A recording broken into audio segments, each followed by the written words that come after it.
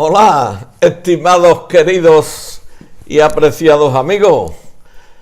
Buenísimos días, señor Clemente. Buenos días, Rafael. Tenemos al historiador, a ese que dicen ustedes que es un máquina explicando y que lo explica muy bien y que lo explica... Bueno, todos los que tienen, digamos, la deferencia, la gentileza, la amabilidad de sentarse con todos nosotros, pues la verdad que todos son máquinas, porque es que ¿qué dedo de la mano me corto que no me duela? Y me dice mucha gente por ahí, por el Messenger, y lo he dicho más de una vez y me río porque... ¿Y esa gente? ¿Tú de dónde la sacas? ¿Que de dónde lo saco yo? Vamos. Pues decía, pasando por la calle, hay que disculparlo que está resfriadito. Está hoy, el señor académico está resfriadito, lleva ya unos días. Y eso que es jovencillo, es jovencillo, pero llevo unos días ahí como un par de semanas o tres y la verdad que hemos aplazado 2 o 3 veces el vídeo, pero dice, pero mira Rafael, ya estoy mejorcito, así que en algún momento a lo mejor me solicita que me levante por una botellilla de agua que hay ahí.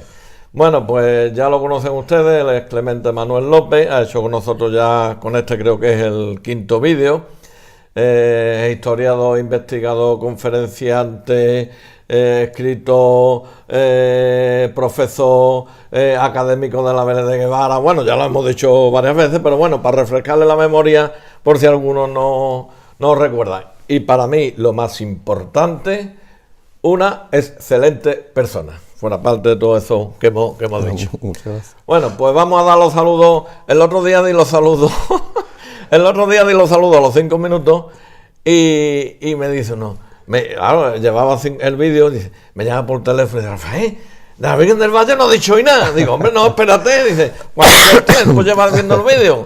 Dice, 3 minutos. Digo, espérate, hombre, que lo dejo a los 5 minutos.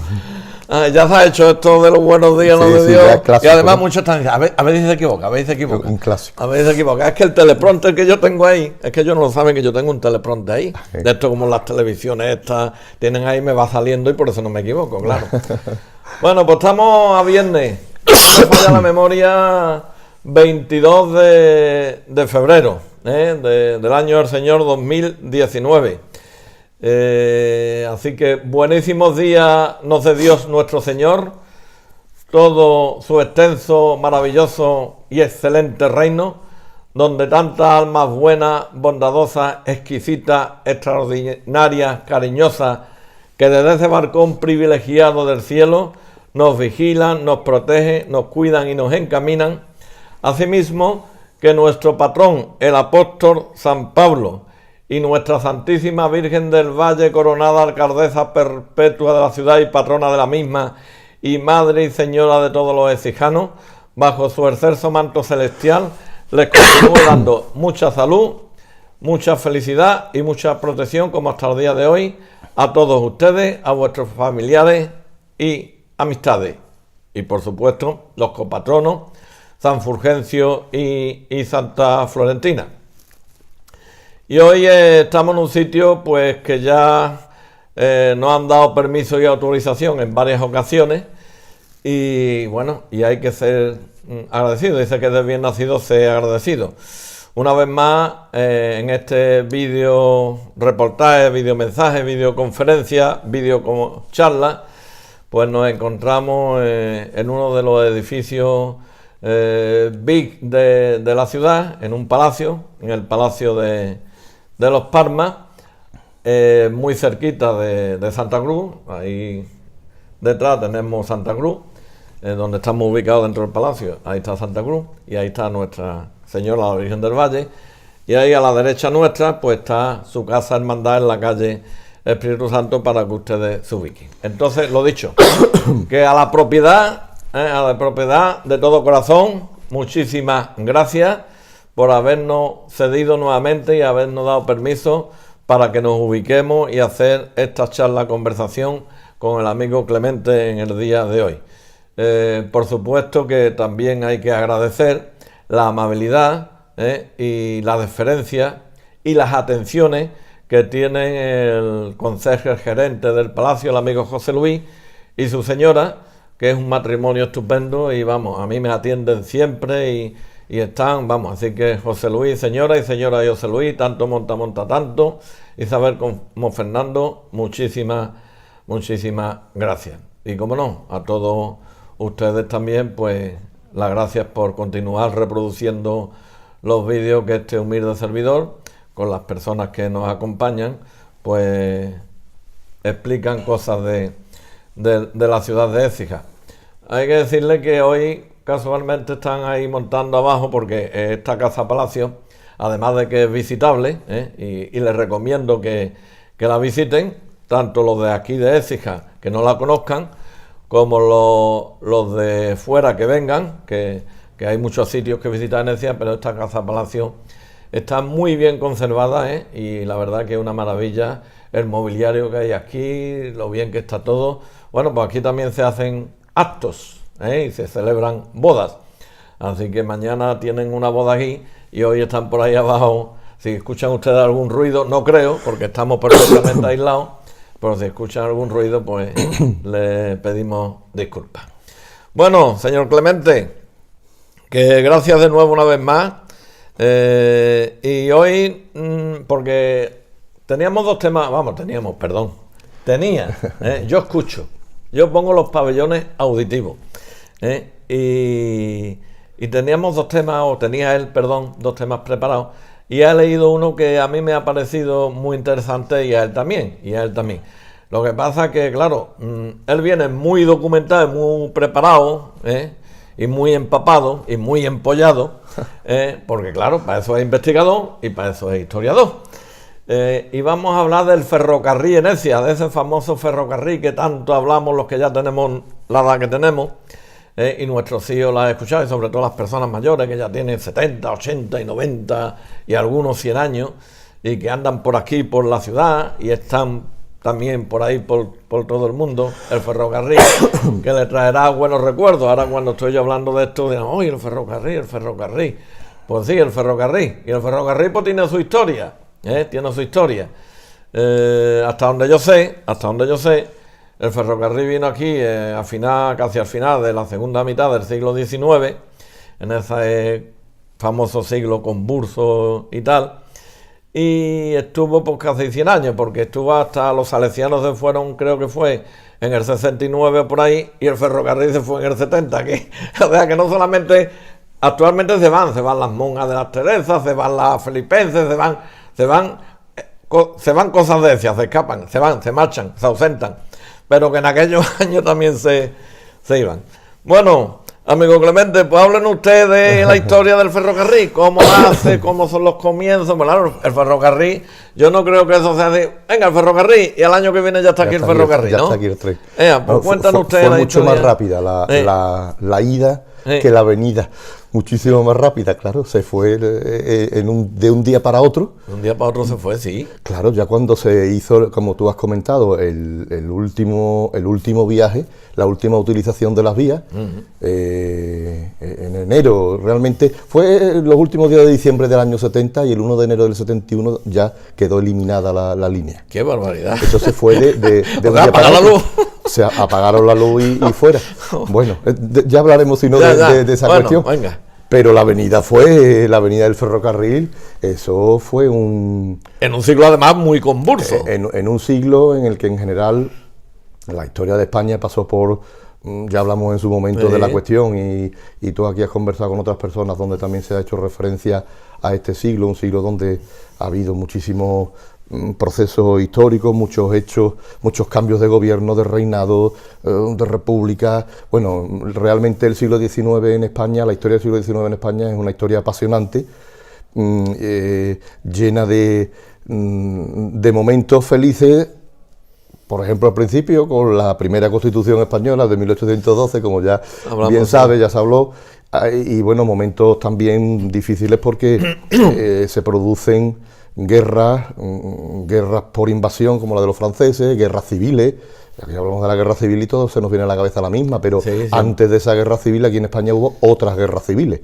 Y entonces, bueno, es un siglo que da para mucho, y muy convulso. A mí lo que me extrañó el otro día, Clemente, y antes de entrar de lleno en el ferrocarril, como estos son videoconversación, y además claro, a las personas les agrada, es que les agrada mucho. Claro, hombre. Y sí, el otro día me dijo un señor, dice, Rafael, pues no sé quién por ahí, porque he visto en el YouTube también o no sé dónde, tan copiada la forma de hacer los vídeos, ¿no? Y entonces, bueno, pues hablando el otro día con Paco Martínez Calle, sobre Giles y Rubio, pues me contaba eso, que nació en 1850 este hombre, el escritor, abogado, tal y cual, y demás, y en esa época convulsa, y me hablaba yo de la Primera República, que en 11 meses o en 10 meses, creo que me dijo, tuvo 4 presidentes.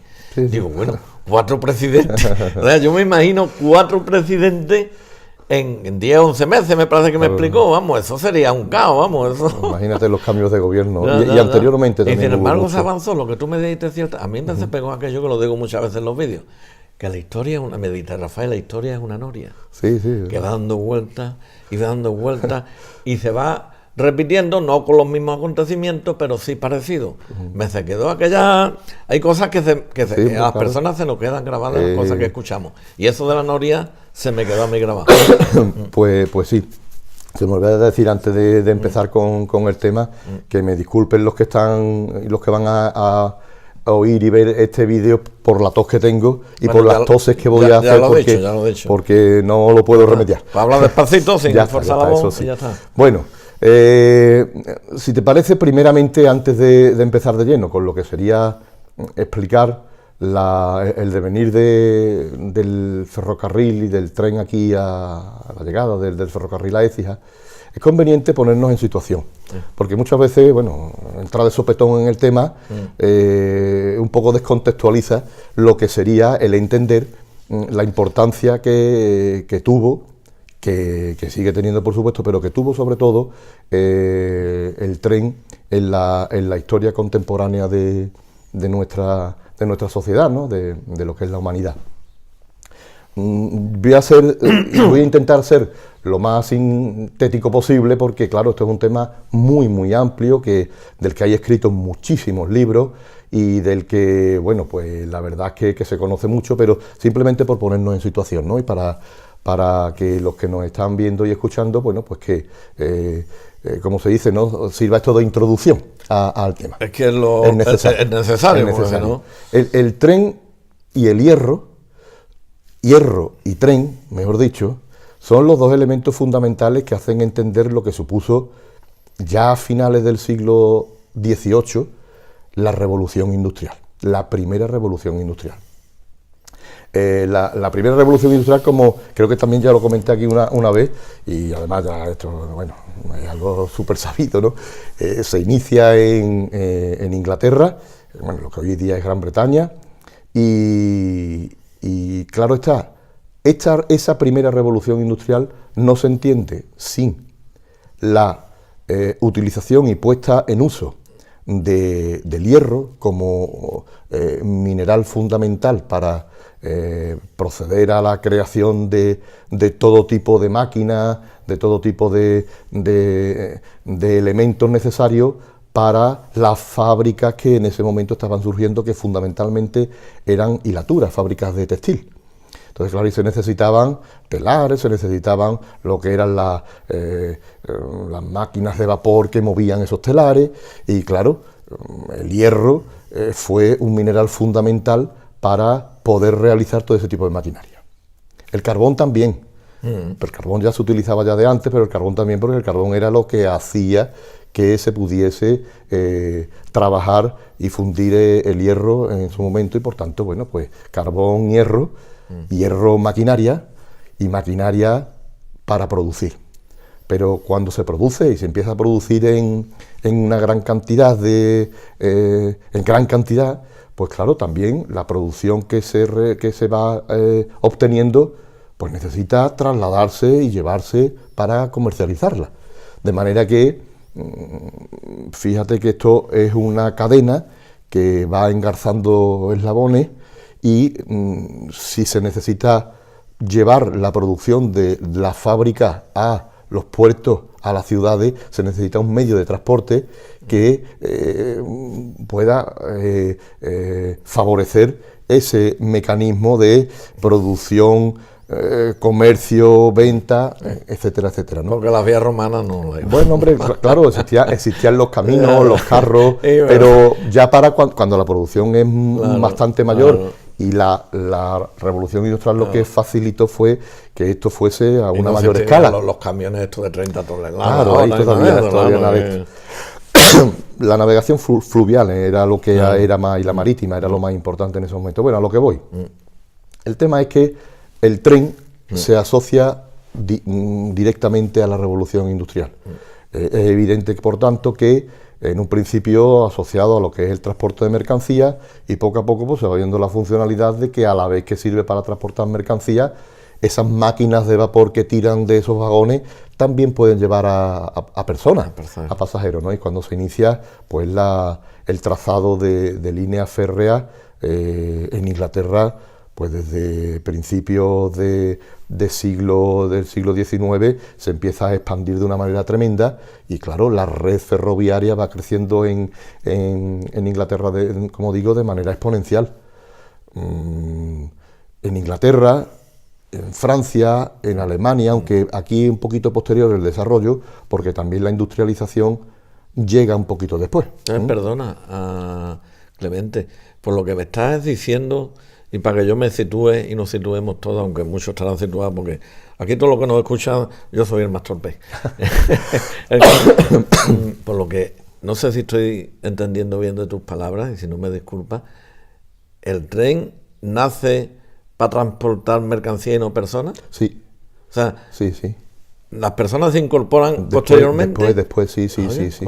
Claro. Vale, es que te estaba escuchando con mucho interés y digo, es que me está dando la sensación de que es así. Claro, es así. Además, fíjate que el transporte, o sea, lo que es la idea de trazar, de plantar una línea férrea, lo que son los raíles para sobre ellos colocar un vagón o una máquina que los mueva.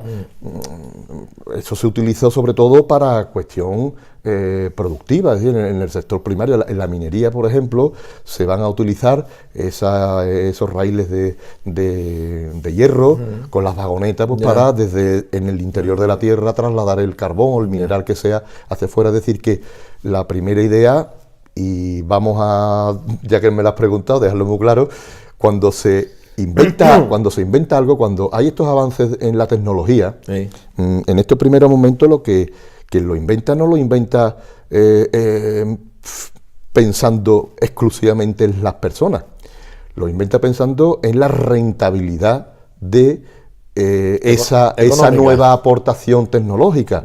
Es decir, cuando se empiezan a fabricar las máquinas de vapor, los sistemas de conversión, los sistemas para la fundición del hierro, todo esto, bueno, que eso es amplísimo, pues se piensa en la producción, y además las iniciativas en todo esto y la financiación, la inmensa mayoría de las veces, por no decir casi todas, son de promotores, de personas, de industriales, de personas que tienen una necesidad de beneficio, de aportar, pero también de sacar beneficios. Es evidente que aquí lo que se llama ahora, que es la palabra que todo el mundo conoce y se usa, ¿no? Los emprendedores. El emprendedor, no, esa palabra nos da ahora. Los emprendedores vienen de muy atrás. Pues claro, todo eso es lo que hace que esto vaya evolucionando fuerte. En Inglaterra se produjo por primera vez y eso... perdón, poco a poco pues va llegando al resto de Europa. Como he dicho antes, Francia, a Alemania, lo que sería Alemania. En ese momento todavía no existía Alemania. Me refiero al centro Europa, ¿no? Toda esa zona. ¿A España va a llegar? Pues claro que también llega. A España también llega esto. España, la revolución industrial llega más tardíamente y ya no es revolución industrial, ya lo que va a llegar es, como he comentado anteriormente, un proceso de industrialización. Pero ese proceso de industrialización en España, como digo, es más pausado y además también más tardío. O sea que no, cuando se engancha España a este tren, nunca mejor dicho, pues pasan bastantes décadas. Sin embargo, es curioso que las iniciativas fueron muchísimo anteriores a cuando se produce lo que es la la creación de líneas férreas de forma más generalizada en España. Lo que pasa es que son datos que están ahí, bueno, que el que quiera mirar incluso aparecen en Wikipedia, si quieren mirar, pero bueno, hay muchos libros sobre la historia ferroviaria en España, sobre que todo esto lo cuentan y muy bien, donde se pueden ver que las iniciativas son muy anteriores. Y hay que dejar muy claro que en esas iniciativas Andalucía juega un papel fundamental. Yo creo que también lo comenté contigo en alguna ocasión. Y fíjate, por ejemplo, que eso, nosotros siempre que se habla aquí de industrialización en España, inmediatamente lo que pensamos es en la zona norte de España y en Cataluña. Siempre. ¿En Madrid? Sin ¿El embargo, triángulo? Madrid Bueno, posteriormente. Ya. Pero Cataluña y la zona norte, País Vasco, un poquito Santander, por ahí, sí. eso es lo que pensamos. Siempre. Sin embargo, los primeros altos hornos que hubo en España estaban instalados en Marbella. Anda. En Marbella se instalaron los primeros altos hornos para la producción de hierro, se instalan en Marbella. O sea que, y hay algunos otros datos. Mira, me estoy acordando ahora mismo, aunque no tenga nada que ver con el tren de Écija, pero en el recientemente inaugurado Museo de Málaga, bueno, recientemente, lleva ya unos años, pero las instalaciones son muy nuevas. En la sección de Bellas Artes hay una colección extraordinaria de pintura, y hay una pintura, hay un cuadro de unas dimensiones grandes, en el que se hace una alabanza a la Málaga industrial, a la Málaga industrial, y en esa Málaga industrial, en ese cuadro de la Málaga industrial aparece, no me acuerdo exactamente la fecha, pero es de la primera mitad del siglo XIX. Aparecen ya representados esos altos hornos, el ferrocarril. Es curioso cómo hay ya ahí una idea, ¿no?, de dejar constancia de la importancia que en esos momentos tenía, en este caso, la provincia de Málaga. Y de hecho, a quienes dio una fundición San Juan con la alteración de la... Sí. La Hugo fue posterior. Lo que voy con esto es por enlazar por lo siguiente. Cuando acudimos a los datos y decimos el tren en España, ¿cuándo entra? Bueno, claro, la primera línea ferroviaria... Allá arriba. La primera línea ferroviaria que se construye es la Barcelona-Mataró, en 1849. Pues no es correcto. No es correcto. No es correcto. No es correcto del todo. No es correcto del todo. ¿Y por qué se dice si no es correcto? Bueno, no, verá. Quizás porque se dice que es la primera línea férrea de pasajeros. De pasajeros. Ya. Pero hay que tener en cuenta una cosa, que en esta fecha se construye en 1837 la primera línea férrea en España. Pero o sea, 50 años antes. No, estamos hablando del 49, pues prácticamente 12 años antes. Vale, perdón. Se construye la primera línea férrea en España, pero no en la España peninsular, sino que se construye en la provincia de Cuba. Cuba entonces era España. Ya. Y ahí es donde se hace la primera línea férrea de España. ¿En Cuba? En Cuba. Ah. En Cuba se construye una línea que va de La Habana a Güines, el pueblo de Güines, y era una línea férrea, la primera que se hace en España, en 1837, una línea férrea que se hizo para el transporte de la caña de azúcar. Tenía una función comercial. Claro. Como muchísimas de las que se van a hacer aquí, ¿no? Entonces, fíjate que adelantamos la fecha de la introducción del ferrocarril en España 12 años antes. No sé. Pero ahora hay otro dato también, y este es muy interesante. Lo que pasa es que, como muchas veces ha ocurrido en Andalucía, y aquí en Écija también. Aquí, para que no nos vamos a engañar, que también ha ocurrido muchas veces el querer y no llegar, ¿no? El primer concesionario al que se le otorga la concesión para la construcción de una línea férrea en España fue un político, un empresario gaditano que se llamaba, así me acuerdo, José Díaz Imbrecht. Y a este hombre se le concede la primera licencia para construir un ferrocarril en el año 1829. 1829. Esa línea que se le concede, fíjate, en el reinado de Fernando VII, estamos ahí todavía, se le concede una línea para la construcción de una línea férrea entre Jerez de la Frontera y El Portal. El Portal es una ¿Cuántos línea... kilómetros hay? La línea de Jerez de la Frontera al Portal tiene escasamente, no llega a 6 kilómetros. 6 kilómetros. El Portal era un muelle un muelle del río Guadalete. Yeah. Hoy día, bueno, fue el primer asentamiento de importancia fuera del casco urbano de Jerez, en Jerez. O sea, hoy día es una barriada, pero fue la primera barriada. Pero en esos momentos realmente lo que era una instalación mercantil, era un muelle de carga. ¿Para qué? Porque la pretensión que tenía este hombre, José Díaz Imbrecht, un emprendedor de principios del siglo XIX, era crear esa línea férrea para transportar el vino de Jerez al Guadalete y del Guadalete ya salir para la exportación, para llevarlo. Bueno, pues el problema es que se le concedió la línea, pero por problemas financieros este hombre no pudo llevar a cabo esa línea. No se llevó. Al año siguiente lo que hizo fue que vendió la concesión.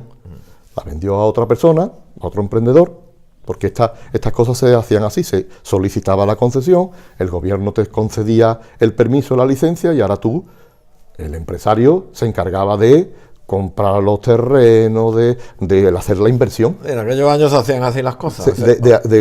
Realizar la inversión y ahora explotar esa línea. ¿Y era suya? Y era suya. No revertía... Era de un propio... Una concesión administrativa de 50 años. Bueno, eso fue después. Y después revierte, no, digo... En esos momentos fue así, ¿no? Y después ya pues son empresarios, personas particulares, o bien son empresas que se dedicaron a esto. Bueno, esto quedó ahí. Y no, la idea de este otro hombre que compró la licencia a este Díaz Imbrecht, pues era continuar la línea desde el Portal, llevándola a San Lucas de Barrameda, de manera que ya iba a conectar unos cuantos de lugares que en esos momentos pues eran de gran importancia. Y esto lo comento sencillamente pues para un poco situarnos y ver que la idea del ferrocarril aquí en España pues se retrotrae muchísimo. Lo que pasa es que son intentonas. O sea que el primero en Cuba y el segundo en Andalucía. La primera idea y la primera concepción fue Andalucía. Jerez, el incluso Portal. Antes que Cuba. Claro, fue en el 1829. Lo de Cuba fue en 1837. O sea, fueron, ¿cuánto? Pues 8 años antes. 8 años. Y después ya vino lo de Barcelona, pero fue de pasajeros. Y después ya se hizo la de Barcelona, pero fue la de pasajeros, ¿no? Es decir, que el interés por el ferrocarril en España sí que está en paralelo a las instalaciones de líneas férreas en Inglaterra y en otros países. Es decir, que aquí había personas que conocían perfectamente las líneas férreas de Inglaterra. Fíjate que este hombre que le compra la concesión a Díaz Imbrecht, un año después de que el hombre ya se quedó sin financiación, este hombre vivía en Inglaterra. Y de allí es de donde él traería la idea de que era un sistema de comunicación y de transporte que tenía futuro y que tenía éxito, ¿no? Y bueno, realmente muy interesante el dato, es la cuestión. Para muchos andaluces muy interesante el dato, hombre. Claro. Los andaluces hemos tenido muchas iniciativas muy importantes, pero desgraciadamente muchas de ellas no han cuajado de una manera de una manera efectiva, ¿no? De forma que al final, pues por diferentes circunstancias que serían muy amplias de tocar, pues aquí pues nos quedamos como nos quedamos. Bueno,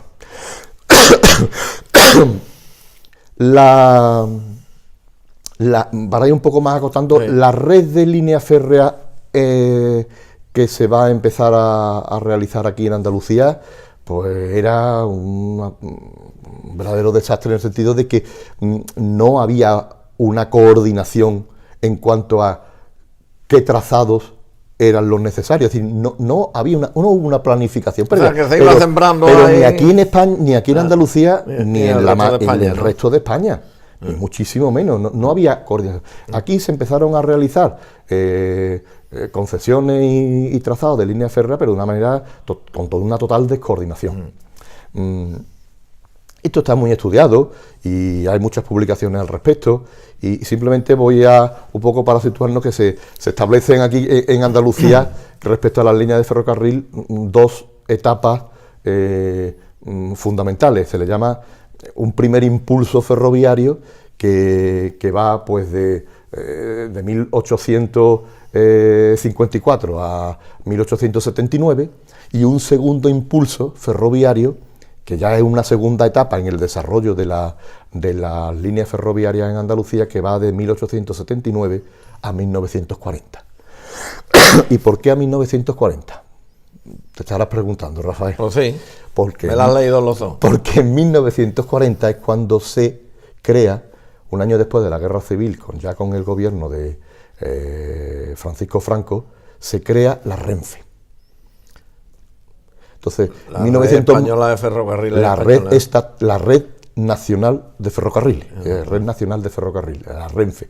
La Renfe se crea en 1940, de manera que lo que se hace es que se estataliza todo lo que había en España en cuanto a línea férrea, ya fuesen líneas férreas de vía ancha o de vía estrecha. Estataliza, ¿qué quiere decir? Que el Estado se hace dueño de todo, propietario de todo. Propietario de todo, y se crea un monopolio.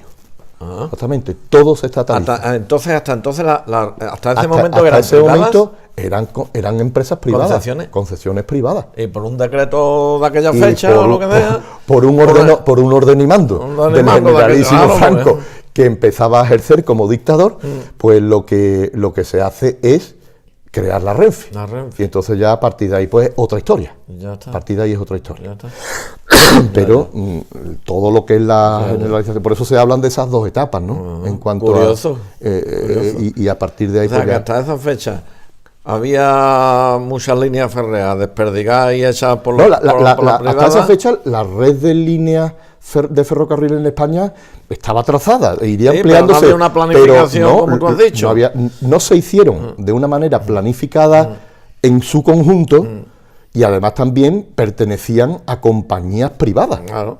Compañías privadas, qué sé yo, te voy a decir algunas, había muchas, ¿no? Pero porque dependía de la zona.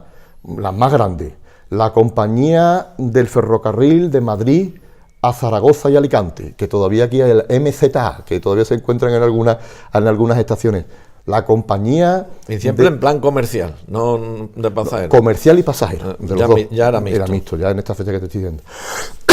Bueno, como digo, la Compañía de Ferrocarriles Andaluces, la Compañía de los Caminos de Hierro del sur de España, la Compañía de Caminos de Hierro del norte de España, la compañía por ejemplo, una compañía de Zafra, Badajoz, Zafra, es decir, que en muchos tramitos eran propiedad de compañía. La Compañía General de Crédito, la compañía de capital francés. También había aquí capitales españoles y capitales extranjeros, que como hoy día, ¿no? En ese aspecto empieza lo que es el mundo del capitalismo financiero también, y con las inversiones. Por eso digo que ya los estudiosos de la historia ferroviaria aquí en Andalucía establecen que ahí terminaría ese segundo gran impulso, hasta 1940. Porque la Renfe también, bueno, ya termino con esta idea, la Renfe ya sabemos todos que desaparece en el año 2005, como red nacional de ferrocarriles, como monopolio, y la Renfe desaparece en 2005 y se divide en dos empresas, bueno, en dos ramas. Una que es Adif, que todavía que es la de la B. No, Adif era más bien la rama, la administración de la infraestructura. Adif significa administración de la infraestructura ferroviaria. Y se encargó, se dividió ahí la Renfe en ese Adif que era para la infraestructura, y por otro lado, lo que es la Renfe como concesionaria, pero Renfe va a continuar con el nombre, pero realmente Renfe va a estar compuesta a partir de 2005, creo que eran de cinco sociedades anónimas diferentes. Y entonces el funcionamiento es diferente. Todo esto viene por la entrada de España en la Comunidad Europea, que le obligan a que no existan este tipo de monopolios, y por tanto se ve obligado el Estado a crear la legislación oportuna, pues para abrir lo que es la cuestión ferroviaria a empresas y no... Entonces, actualmente, Clemente, la red de todos los trenes que hay que circulan por España Son de cinco fundaciones, están en Adif, ¿no? Adif es una que es la que se encarga de la infraestructura, de la administración administrativa de toda la infraestructura. Y después el resto están repartidas entre esas sociedades anónimas, que son las que llevan lo que es el uso de todo lo igual que las autopistas, una cosa así parecida, más o menos, efectivamente. Para que yo me sitúe, vamos. Para que nos ubiquemos. Entonces, bueno, pues esa es la historia. Esa es un poco cómo sigue la cuestión, pero es simplemente ya que hemos hablado de esto, pues para ver cómo termina. Pues muy interesante esa introducción que ha hecho, muy interesante. Fíjate que en el primer impulso ferroviario aquí en Andalucía se llegan a construir aproximadamente unos 1.200 kilómetros de vía férrea por diferentes compañías. En el segundo impulso se multiplican y se llegan a construir pues casi 2.500, casi el doble, ¿no?, de vía ancha y también unos cuantos kilómetros de vía estrecha. Por aquí en Andalucía los trenes de vía estrecha no tuvieron tanto éxito como el norte. Para que el que no conozca un poco la cuestión, la diferencia entre vía ancha... Eso te iba a plantear, que yo he escuchado muchas veces que los trenes que llegaban, que tenían que cambiar la... Bueno, pero eso es otra cosa, eso es porque el tamaño de la vía ancha que se toma aquí en España no coincidía con el de las vías europeas. Eso. Pero eso es otra cosa. Aquí, lo que yo estoy comentando es que el trazado, o sea, lo que era la línea de vía ancha... Sí. Pues la vía ancha normalmente se realizaba en los terrenos donde era más fácil el trazar las líneas, ¿no? Entonces la vía ancha creo que tenía, que no me acuerdo exactamente, pero creo que no llegaba a 2 metros, ¿no? Entre raíz y raíz. 1671, creo que. Entre raíz y 2 metros. Sí, aproximadamente. 2 metros. Y eso estaba destinado a un tipo de trenes. Y el de vía estrecha era más pequeño, era más estrecho, porque la vía estrecha se dedicaba a los terrenos más abruptos, zonas con relieve más abruptos, las zonas de sierra, de montaña. Como el nuestro, que ahora llegaremos. Y entonces, no, el nuestro fue de vía ancha. ¿De vía ancha? El nuestro fue de vía ancha, sí. Discurre por toda la sierra, ¿no? No, que va. Aquí de vía estrecha normalmente estaban por la zona de Granada, en la zona de Málaga, de la Sierra de Málaga, pero había poco. Pero eso se hace en ese segundo impulso del ferroviario, de la instalación ferroviaria en Andalucía, cuando ya se va expandiendo más. Bueno, en ese primer impulso que va pues de mitad del siglo XIX, 1850 hasta 1879, es en el que hay que enmarcar lo que sería el ferrocarril y la idea de traer el ferrocarril aquí a Écija, en ese primer impulso.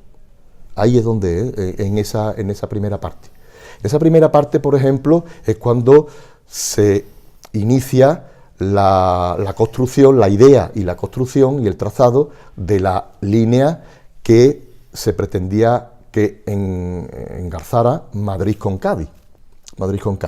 La línea sería Madrid-Córdoba, Córdoba-Sevilla, Sevilla-Cádiz. Bueno, esa línea... Privado. Sí, eso es privado. Esa fue la compañía... al final quedó con... ¿Cuál era? La compañía de ferrocarriles andaluces. Lo que pasa es que después, en los años 70, la compañía de ferrocarriles andaluces fue adquirida por, hoy sería una OPA, ¿no? La compró la compañía de ferrocarriles de Madrid a Zaragoza y Alicante, MZA. La compró después, pero la primera fue esta. Bueno, pues en lo que a nosotros nos incumbe de lo que estamos hablando, la concesión de esta línea fue en el año 1844, fíjate. Y ya se va a tener la idea de construir la línea y ir continuando, porque esto se hacía por tramo, iniciándose en Madrid, la línea Córdoba-Sevilla. La línea Córdoba-Sevilla que se tenía en mente. Cuando se pide la concesión se tenía en mente la construcción de esta línea. Córdoba-Sevilla y después Sevilla-Cádiz. Pero fíjate lo curioso, que estas cosas son las que ocurrían y puede servir como botón de muestra antes de empezar a hablar de lleno en el ferrocarril de Écija. La línea Córdoba-Sevilla, como he dicho anteriormente, tiene la concesión la compañía de ferrocarriles andaluces. Sí. Sin embargo, la línea Sevilla-Cádiz tiene la concesión la compañía General de Crédito. otra compañía diferente. Y claro, pero nosotros pensamos, Madrid, Cádiz, no, pero sí, líneas, pero de dos propietarios diferentes. Ya. Compañía General de Crédito, que es la que... Esta tenía capital francés también. Bueno, pues la que se va a hacer cargo de la construcción de esta línea. Esto, fíjate, es lo que genera que en Sevilla, que eso lo sabemos todos, y todos los que nos están escuchando seguro que lo saben, así, bueno, Clemente está diciendo una cosa que no tiene... Bueno, en Sevilla hay 2 estaciones de tren, había 2 estaciones de tren. Eso. Había 2 estaciones de tren. La estación de Córdoba Sí. y la estación de Cádiz, que era la estación de San Bernardo. Igual que en Madrid. Bien. Estaba Atocha y la otra. ¿Por qué había 2 estaciones en Córdoba? Perdón, en Sevilla. Pues porque no sé si esto se la pregunta a alguien, vamos a ver. Si la línea es Madrid-Córdoba, Córdoba-Sevilla, Sevilla-Cádiz, ¿para qué hacen falta 2 estaciones? Eso. Pues hacen falta 2 estaciones porque son 2 líneas diferentes, de 2 propietarios diferentes, que cada uno tuvo que hacer una estación. Una estación.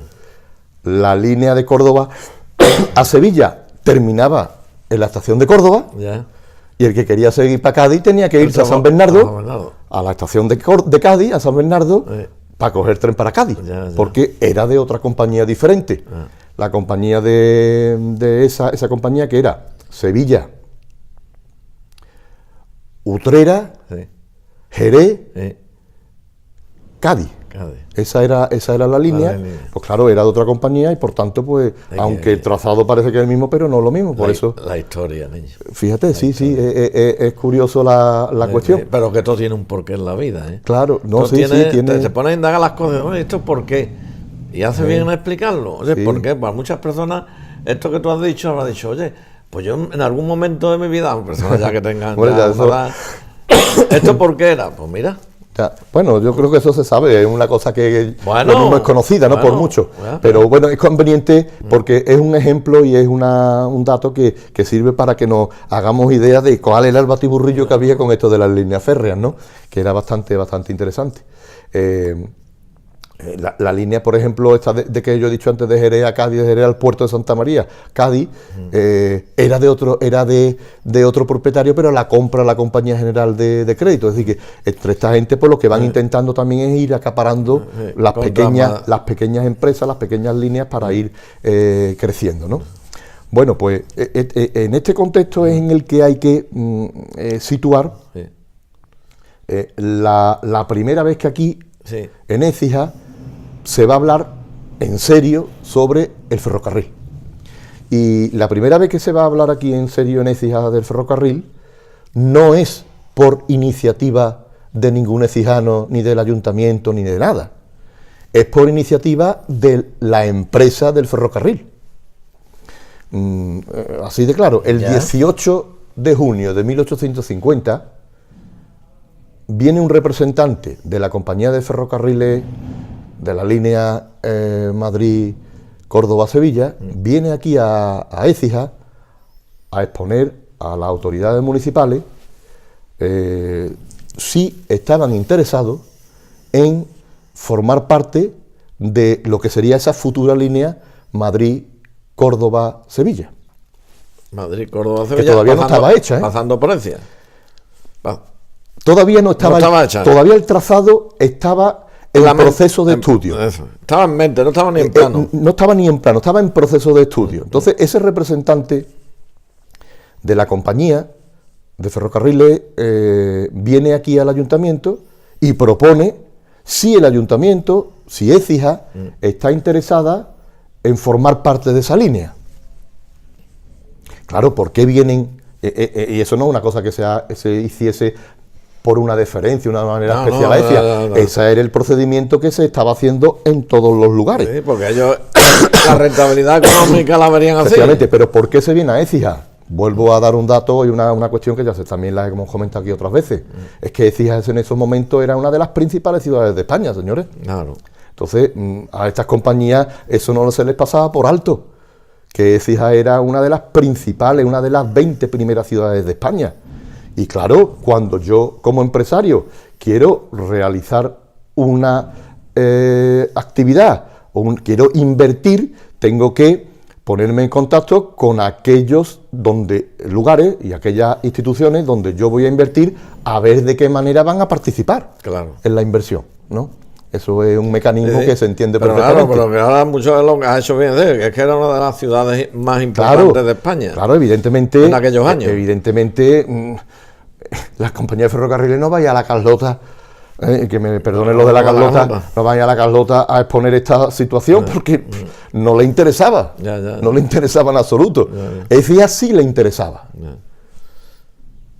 Pero, desgraciadamente, este hombre, pues, se tuvo que marchar porque no encontró el cariño el apoyo suficiente, ni el interés suficiente, ni esa inquietud que en esos momentos la compañía de ferrocarriles pensaba que iba a haber en Écija, y pues falta de interés, también porque ya no solamente el ayuntamiento, sino también los grandes propietarios no tuvieron la perspicacia de darse cuenta de los beneficios que hubiera traído a Écija el incorporarse, pues aquello pasó y como una novedad que bueno, vamos a dejarlo a ver. Es decir, en ese espíritu conservador de decir, vamos a seguir con lo nuestro, que vamos bien, y vamos a esperar a ver qué pasa. A ver qué pasa. La cuestión fue dolorosa y además no pasó por alto para muchos écijanos, Fíjate si no pasó por alto, que yo no sé si es familia tuya o no, pero hubo una persona que se llamó José Cortés y Sesfi, no sé, que lo mismo tiene algo que ver habrá que indagar. El apellido del mismo, que el tuyo, escribió un bando, se llamaba un bando titulado A los Écijanos. Estos escritos eran muy típicos de esta época. Que los bandos no lo hacía el ayuntamiento, lo hacían los particulares también. Un bando que los publicaban en los periódicos, en la prensa. Este hombre escribió un bando, José Cortés, escribió un bando interesantísimo. Voy a indagar yo. Interesantísimo, indaga. Interesantísimo. Entonces esto lo publiqué yo ya hace un montón de años, en el año 2002, cuando saqué esto, y aparece transcrito parte de ese bando, porque es muy interesante, porque es que además ese hombre escribía bien, con mucho, como se escribía, como una prosa muy barroca y propia del siglo XIX, y claro, le daba un rapapolvo a los écijanos y a la actitud de los écijanos frente a lo que significó el ferrocarril, lo que significaba el ferrocarril, que simplemente lo que terminaba diciendo, écijanos, estamos adormecidos. Écijanos, estamos adormecidos. Lo que yo digo ahora, que estamos dormidos. Claro, decía este hombre, entre las pegas que se están poniendo, entre causas tan heterogéneas, entre motivos tan anodinos, entre lo que dicen uno, entre opiniones de otro, al final el tren se fue.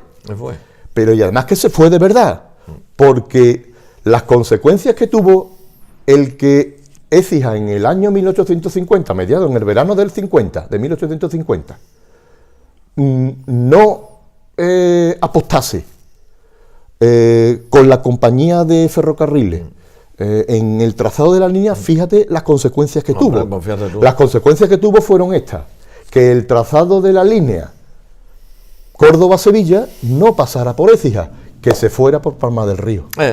Pues ya está, señores, pues ya está, explicado, blanco y en botella, por leche. Esto es que no puede ser. Esto no puede ser.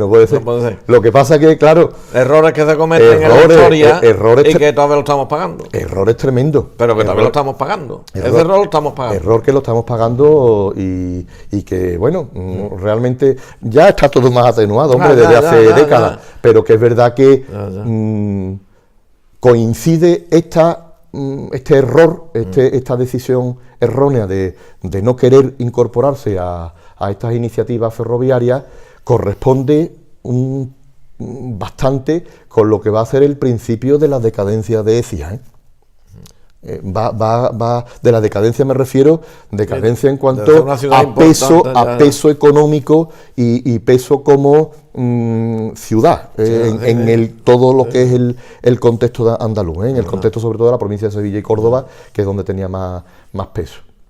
Y bueno, esto dolió porque no se olvidó durante muchísimos años. Hombre. Este error tan tremendo se inicia con esta propuesta, y fíjate que ya el problema que se estaba viendo era que estaban viendo cómo ciudades como por ejemplo Carmona, Palmas del Río, sí que se habían incorporado, sí que habían apostado y sí que tenían su línea férrea y sus conexiones con esta línea del tren, y que Écija se había quedado atrás. Entonces, después de 9 años, en 1859, también a mediados, se ve que aquí cuando va a empezar verano empiezan los movimientos y las ideas, pues el alcalde del momento, que fue el primer mandato de José Romero y Torija, pues Romero y Torija como alcalde, consciente de la pérdida que se había, del error que se había cometido, y además también por la presión de diferentes sectores sociales, pues va a crear una comisión municipal para tratar el tema del ferrocarril. Esas comisiones municipales estaban normalmente en esta época, a lo largo del 19 y buena parte del 20, formadas por los que serían los concejales del momento.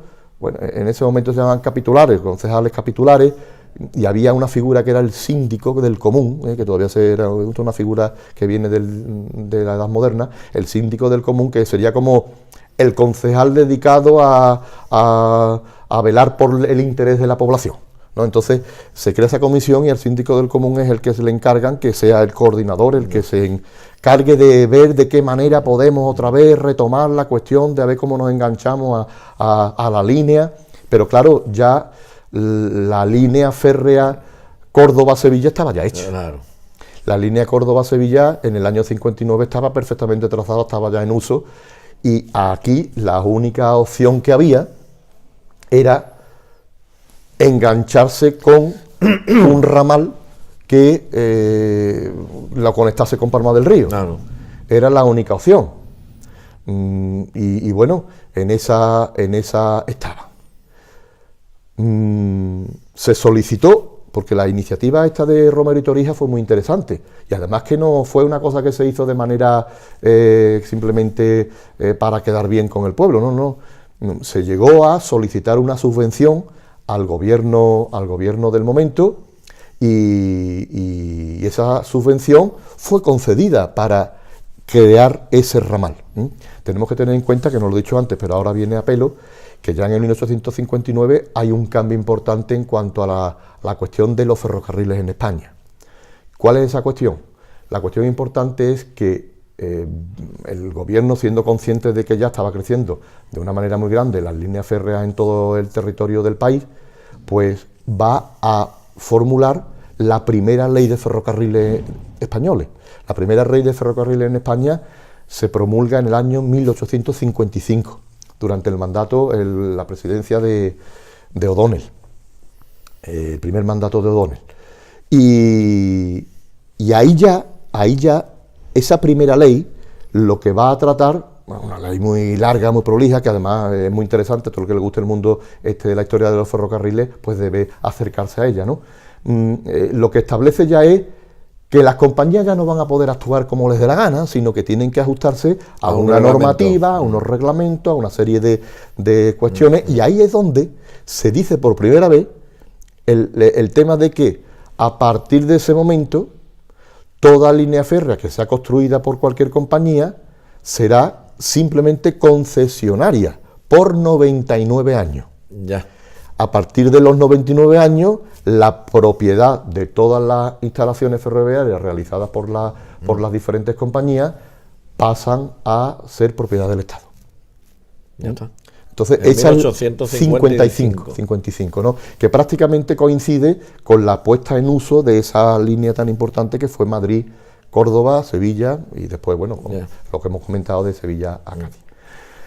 Pues claro, ya viendo que esta ley está en marcha, viendo, por eso Romero y Torija dice, esto hay que retomarlo de alguna manera.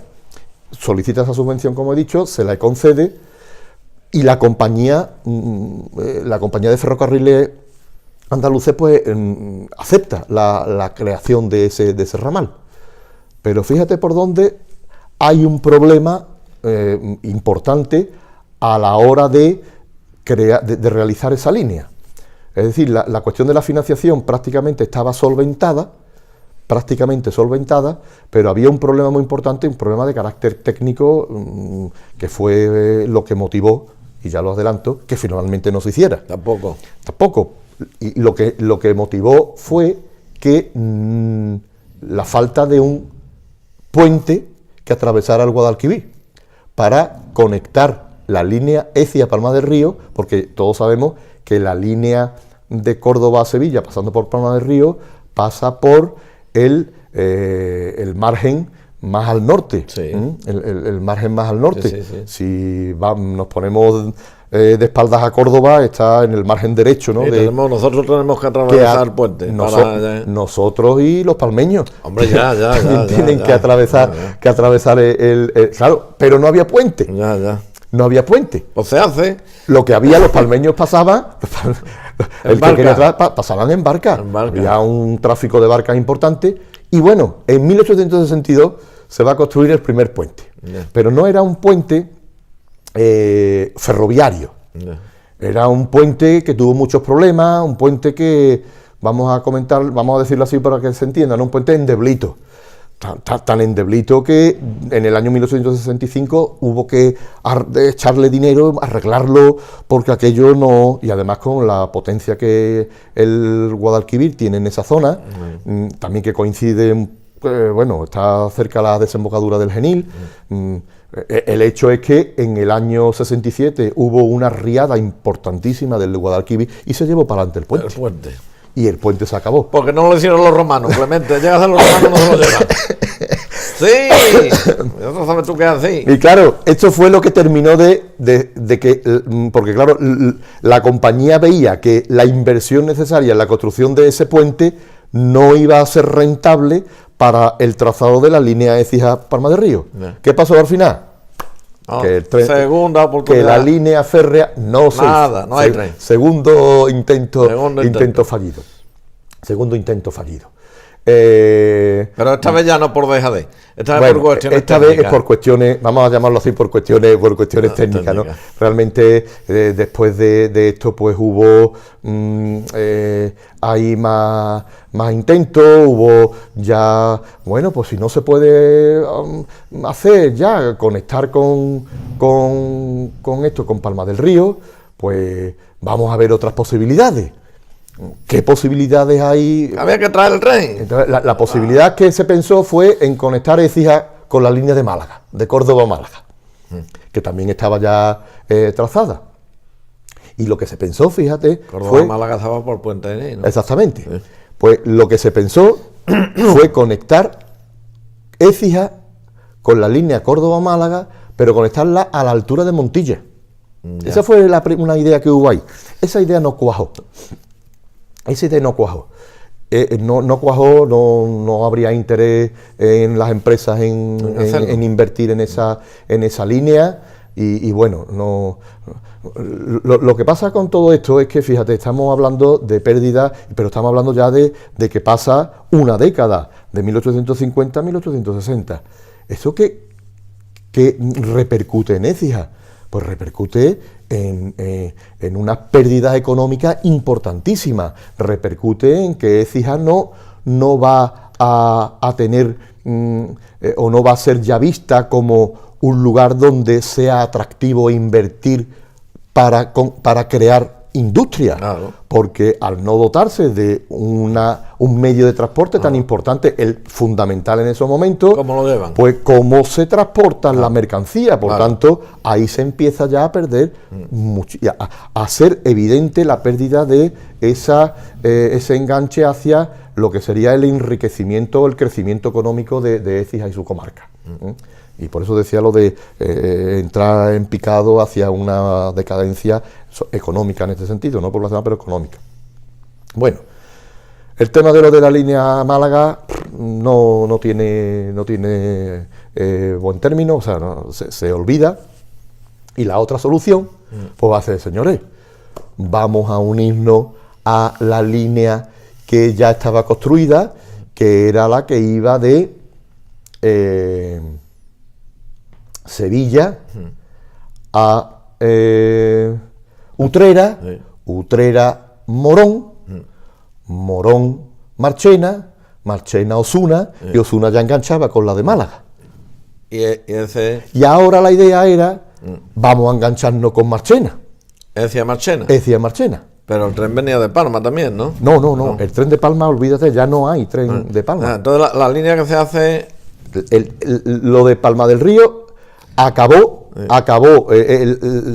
Esta última intentona que te he comentado del año 1959-60, eso fue ya prácticamente la puntilla para que no se hiciera ya nunca el ramal Écija-Palma. Pero Écija Marchena se hace, pero se prolonga. De Écija a Palma del Río nunca ha habido tren. No, pero de Écija... Sí, pero eso es después. Esto te está adelantando. Eso es después. Aquí lo que se trata es de enganchar ahora, como otro intentona, enganchar Écija con Marchena. ¿Por qué? Porque de esa manera se enganchaba con una línea que podía conectarnos con Sevilla y también con Málaga, pero claro, darnos vida. Da un poquito de vida. Bueno, esto va a empezarse a pensar en el año 1861. Por eso, cuando yo escribí por primera vez sobre este tema, establezco que la primera fase del tren en Écija, en lo que es la historia del tren en Écija, empieza en 1861 para terminar en 1880.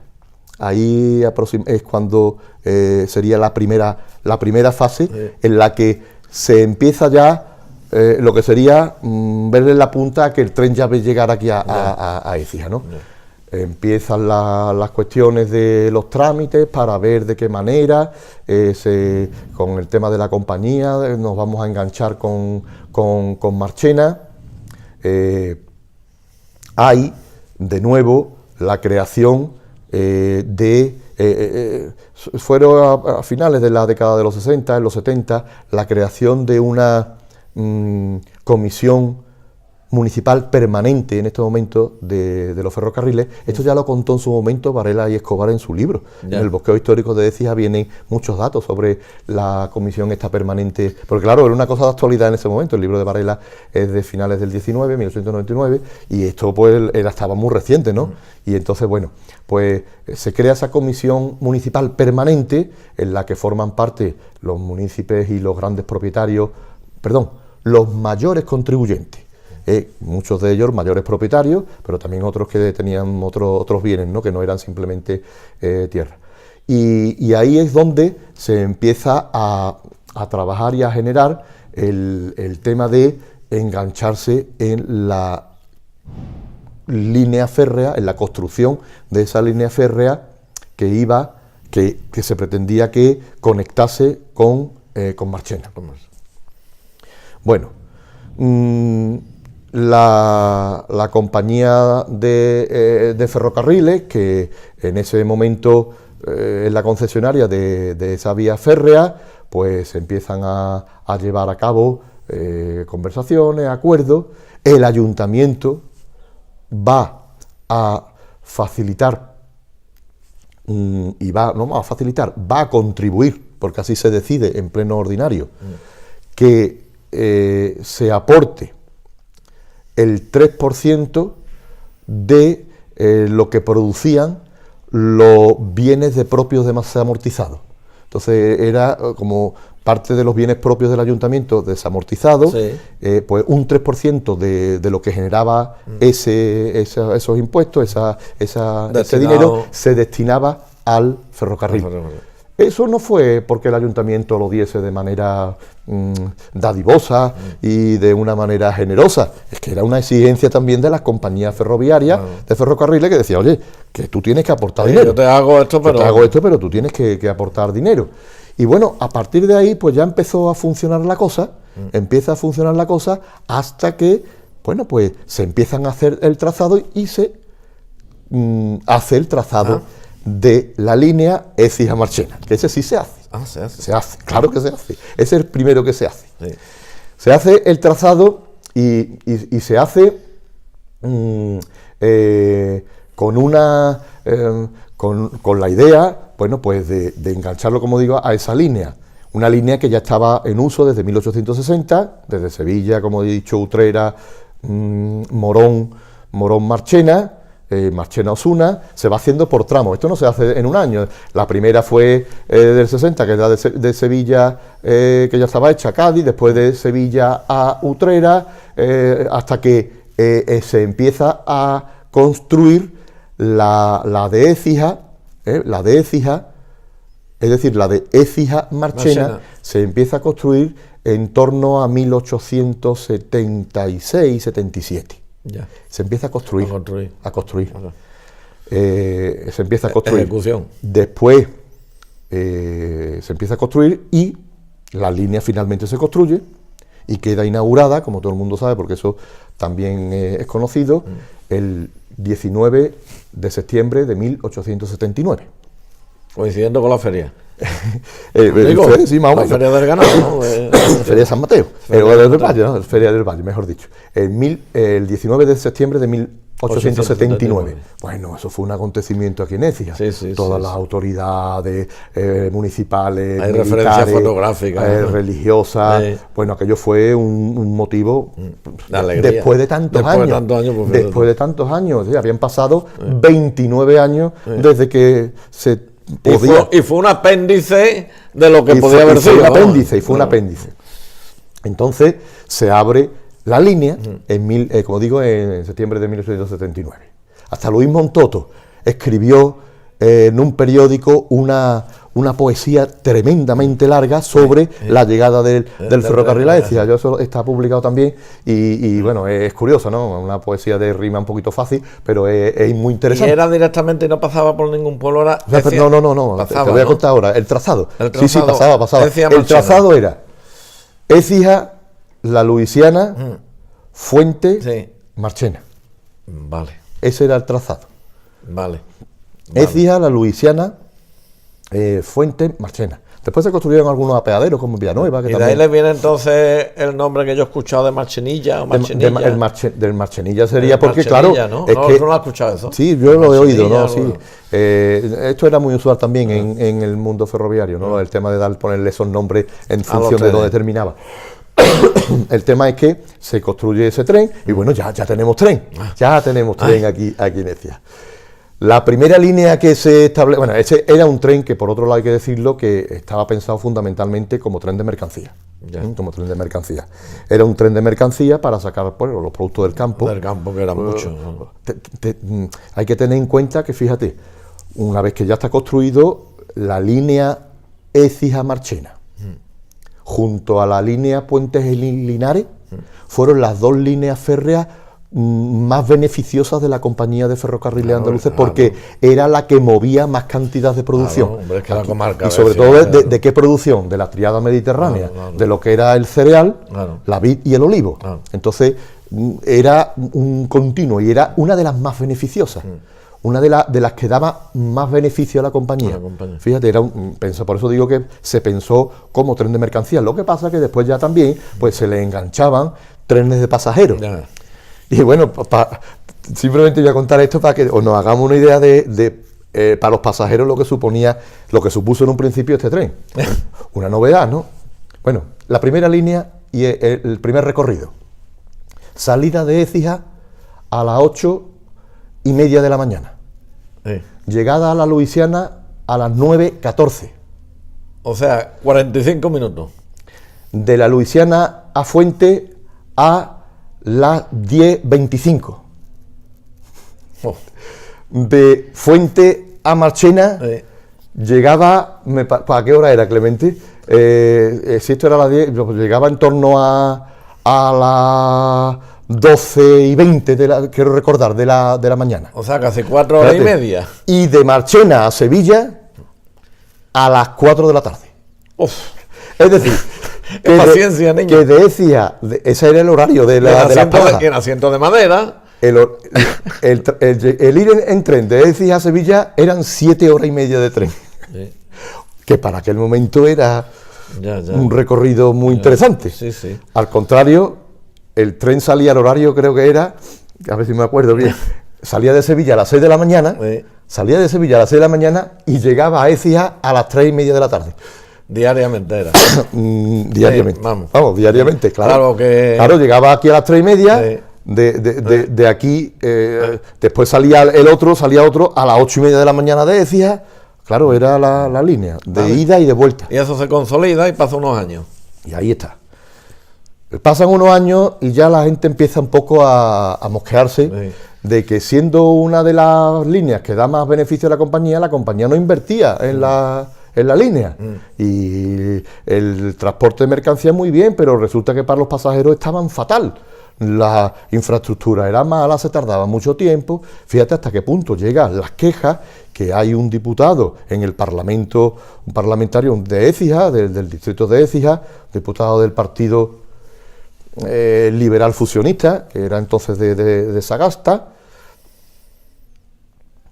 que era José María López y López, un rico propietario ecijano, pero era liberal, y este hombre en el Parlamento lleva, como ahora se lleva muchas preguntas, pues lleva esta cuestión, claro. Es decir, señores, hay una denuncia de esta línea ferroviaria de que no hay inversiones suficientes y que la compañía debe invertir para que esto mejore. Bueno, y por eso digo que hay interés en que esto vaya mejor. Bueno, pues ahí empieza la línea y muy bien. No termina aquí la cuestión de la línea esta que estoy comentando. La línea va a prolongarse porque la compañía de ferrocarriles andaluces ve que hay posibilidades de beneficio si desde Écija se engancha con Córdoba. Y entonces se invierte en prolongar la línea de Écija hacia Córdoba. ¿Cuáles van a ser esas paradas? Pues, o esas líneas, ese trazado, sería Écija, La Carlota, de La Carlota a Valchillón, porque Valchillón está ya en Córdoba, prácticamente, ya se llevaba a Córdoba. Pero ese trazado de Écija, La Carlota, Valchillón, es posterior, se empieza a construir, la idea y la concesión se realiza en 1880 y empieza a ponerse en uso a partir de 1885-86. Cuando ya en la década de finales de los 80, Écija va a tener finalmente conexión con Córdoba. ¿Qué panorama tenemos? Pues tenemos aquí en la provincia, tanto la Córdoba como Sevilla, la siguiente cuestión. Tenemos ya trazado desde hacía ya años la línea Córdoba-Sevilla por Palma del Río, que era propiedad, la compró la compañía de Madrid-Zaragoza-Alicante, y después la compañía rival, que era la compañía de ferrocarril andaluces, que era la que se va a encargar y a explotar de lo que sería la línea Córdoba-Écija-Marchena. Vale. Entonces tenemos dos líneas de ferrocarriles prácticamente paralelas. Y en la que hace los puentes sobre el río. Claro, entonces ¿qué pasa? Ahí hay dos puentes. Entonces, ¿qué ocurre? Lo que ocurre es que el trazado de esta línea obliga a la construcción de un puente que atraviese el Genil. Que atraviese el Genil. Entonces, cuando se va a realizar en el año... el proyecto es de 1884 y el puente se termina de construir en 1885. Y cuando se construye el puente que hoy día todos conocemos y que afortunadamente se conserva muy bien. El puente de hierro. El puente de hierro. ¿Y el otro? El puente de hierro, no. El otro que hay al lado es un puente de ¿ese carretero. nunca ha sido de ferrocarril? No, ese no. Ah. Ese puente carretero que se hace después. Después. Ese no es de esta época. Ese es posterior. Entonces, se construye el puente de ferrocarril, que es un puente típico ferroviario, con sus dos estribos. Está bien hecho, ¿eh? Que ha habido arriba y no se ha caído. Sí, porque está bien hecho. Tiene sus dos estribos, tiene sus dos pilas circulares en el centro, que justo están situadas en el cauce del Genil, y encima lo que se coloca, pues la típica estructura de hierro fundido, triangulada, remachada, con la famosa Cruz de Andrés, que es la típica. Sobre puente ferroviario hay muchísimos tipos, pero este es el típico de la Cruz de Andrés, de lo que serían las vigas trianguladas, que se coloca y que fue efectivo y que, como tú muy bien has dicho, se ha conservado pues hasta y se sigue conservando. Y eso que yo he hoy. Escuchado, esa leyenda que hay por ahí, que igual es una leyenda y una realidad, no lo sé, tú que eres historiador e investigador me la desmonta o me la firma, de que puede estar relacionado con parte de los estudios que hicieron la Torre Eiffel. Eso no. Es una leyenda. Ni el de Palma del Río, que se dice todavía, el de Palma del Río, se le encarga a unos ingenieros que fueron los Duterte, que claro, son franceses. Y por eso mucho se dice, bueno, la relación que tiene con los de pero es verdad que coincide por las fechas, que en estas fechas se está desarrollando lo que es la ingeniería del hierro, lo que es la arquitectura del hierro, y Eiffel y los talleres de Eiffel pues están dando de sí, pues hasta la construcción de la torre. Pero lo que sí que es verdad que es que lo que se utiliza realmente es la patente, ¿no? Es la forma, porque eso ocurre como hoy día, ¿no? El que inventa y el que construye, pues tiene su patente, pero después esa patente se puede vender o se puede utilizar conforme a los pagos que se realicen, y por tanto hay otros ingenieros, otras fundiciones que utilizando el mismo sistema, pues construye, pero eso no quiere decir que sea...